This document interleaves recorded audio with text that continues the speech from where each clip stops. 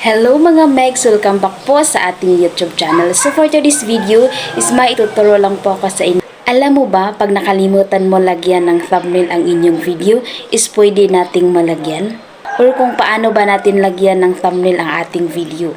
Kasi yung thumbnail is isa po yun sa nakakatulong sa atin para yung mga viewers natin is mapaklik po sa ating videos. Dapat po talaga mga Megs is gandahan po natin ang ating thumbnail kasi po isa po yun sa nakakatulong sa atin. Baguhan na content creator dito sa YouTube. Kasi hindi naman po tayo tulad ng artista na sikat. Is konting upload lang po is marami na pong views at makukuha na po yung watch hours.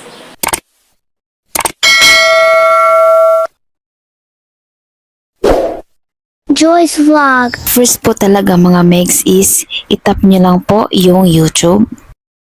Tap nyo po yung profile nyo nasa ibaba. Ito.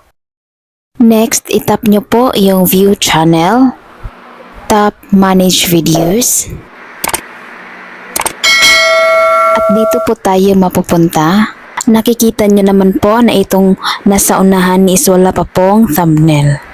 So sa lahat na ina-upload ko po is mayroong thumbnail. So lagyan po natin ng thumbnail yung first video na nakalimutan ko lagyan ng thumbnail. Next po is itong video na walang thumbnail. Itap nyo po yung 3 dots sa may gilid. At ito yung lumabas. Tap edit.